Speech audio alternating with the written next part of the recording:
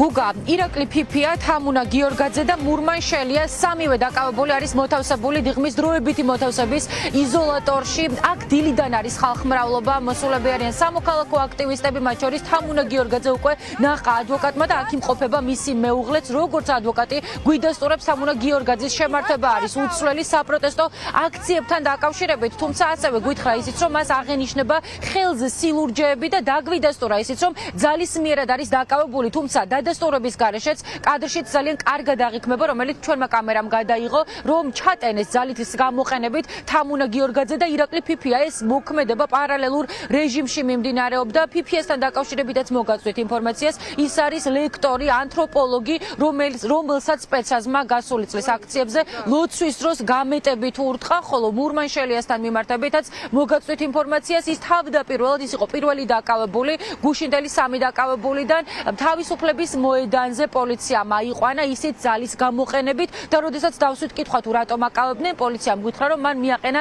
სიტყვიერი შეურაცხყოფა. გუშინ განვითარებული პროცესების მიუხედავად სამოქალაქო აქტივისტები არ აპირებენ დანებებას, ერთმანეთს უცხადებენ მაქსიმალურ სოლიდარობას და გვეუბნებიან, რომ მივლენ ყველა იზოლატორთან და ყველა ადამიანს გამოუცხადებენ სოლიდარობასა და მხარდაჭერას, ვინც ქართულმა ოცნებამ უკანონოდ დააკავა.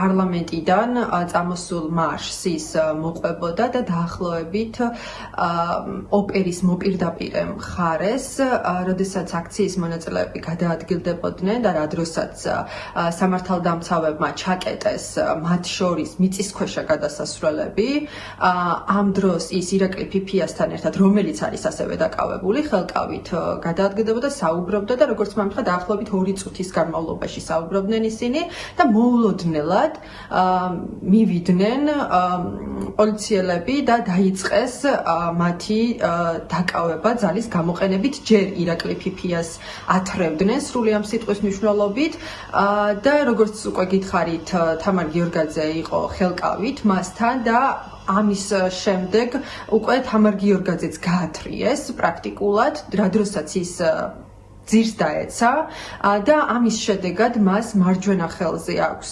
დალურჯებები, ხოლო მარცხენა ხელის იდაყზე აღენიშნება დაზიანებები. სახეზე არ არის არანაირი არც კანონიერი მოთხოვნა და არც დაუმორჩილებლობა.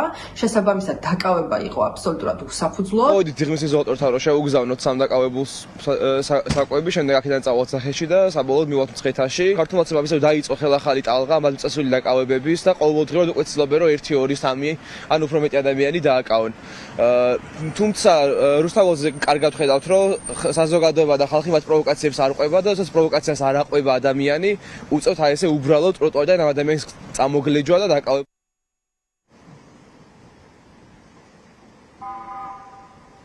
დაკავებებს გუშინვე მოყვა შეფასებები, კრიტიკული კომენტარები სამოქალაქო აქტივისტების მხრიდან. ახლა ყველა ის ადამიანი, ვინც პროევროპულად არის განწყობილი და ყოველდღიურად გამოდის დედაქალაქის მთავარ გამზირზე, ასევე იღებს მონაწილეობას მარშებსა თუ მსვლელობებში, ამბობს, რომ ეს ყველაფერი არის ქართული ოცნების ძალადობრივი და რეპრესიული პოლიტიკის გაგრძელება და რომ პოლიციის ხელით ამ მოქალაქეებსა და საზოგადოებაზე სწორედ ბიძინა ივანიშვილის მიერ მართული პოლიცია ძალადობს. მათი განმარტებით არ აქვს არცებითი მნიშვნელობა თუ რა რეაქცია ექნება ქართულ ოცნებას პროტესტზე. ნებისმიერ შემთხვევაში აანონსებენ იმას, რომ დღესაც მომდევნო დღეებისა და პერიოდის განმავლობაში გამოვლენ რუსთაველის გამზირზე და ყველანაირად შეეცდებიან იმას, რომ მათ შორის ქართული ოცნების მიერ მართულ პოლიციას საკმაოდ დისკომფორტი შეუქმნა და ასევე საზოგადოებას შესთავაზონ მრავალფეროვანი მარშრუტი.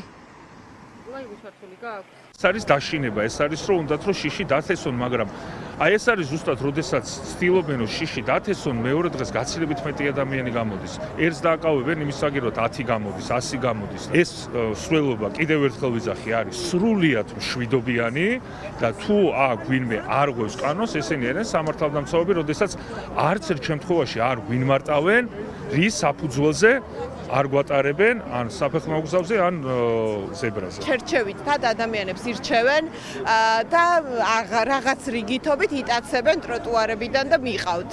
იმიტომ რომ რაღაც როგორც შეს პროგრამაა შესასრულებელი დღის, რომ გარკვეული რაოდენობის ადამიანები უნდა დააკავონ. პროტესტი ყველა ახალ შეზღუდვასთან ადაპტირდება ძალიან ლამაზად და რაღაც ახლებური ძალებით და რაღაც ენერგიით და ეს რა თქმა უნდა არ მოწონს და რაღაცნაირად ხომ უნდა შეუშალონ ხელი. შესაბამისად ჯერ გადაკეტვა შეზღუდეს არ გადაკეტვის დროს დაჭერები დაიწყეს. ეხლა უკვე მარშების შეზღუდვას ცდილობენ იქ რო იდგნენ ჯარივით იქ მიწისქვეშაში ჩასვლას რო გვიგრძელავდნენ. ანუ თან ძალიან სასწრაფო და გაშარჟებულია ეს ყველაფერი, მაგრამ ნუ აი მათი ძალის დემონსტრირებაა ეს, რომ აი ყველაფრიდან შეგვიძლია ეს არაფრიდან დაგიჭიროთ, თავისუფლება შეგიზღუდოთ და რაღაცა თითქოს სათამაშო აქციას ადამიანის ღირსება და თავისუფლება. თამუნა გიორგაძე, ირაკლი ფიფია, მურმანშელია. ქართული ოცნების პოლიციის ბალანსზე კიდევ 3 დაკავებულია, როგორც უკვე გითხარით. თამუნა გიორგაძე ნახა მისმა ადვოკატმა და გვეუბნება, რომ არის მხნედ, თუმცა ასევე გვიდასტურებს იმასაც, რომ დაკავების პროცესში მას იძალადეს, ამიტომ ხელზე აღენიშნება სილურჯეები. ჩვენ ველოდებით ირაკლი ფიფიასა და მურმანშელიას ადვოკატებს. შეგახსენებთ მათი დაკავების ისტორიას. შელია დააკავეს თავისუფლების მოედანზე პირველი მსვლელობის დროს, ხოლო დაახლოებით ოპერისა და ბალეტის თეატრის მიმდებარე ტერიტორიაზე ერთმანეთის პარალელურად აიყვანეს თამუნა გიორგაძე და ირაკლი ფიფია, ანთროპოლოგი და ლექტორი. ნებისმიერ შემთხვევაში რა შედეგიც არ უნდა მოყვეს ქართული ოცნების ძალადობრივ პოლიტიკას, სამოქალაქო აქტივისტები გაჩერებასა და დანებებას არ აპირებენ, ამიტომ ყველას დღესაც და მომდევნო დღების განმავლობაში ცელოდებიან დედაქალაქის მთავარ გამზირზე, რათა საკუთარი საპროტესტო შეძახილებითა და ხმაურით მაქსიმალური დისკომფორტი შეუქმნან ქართულ ოცნებას.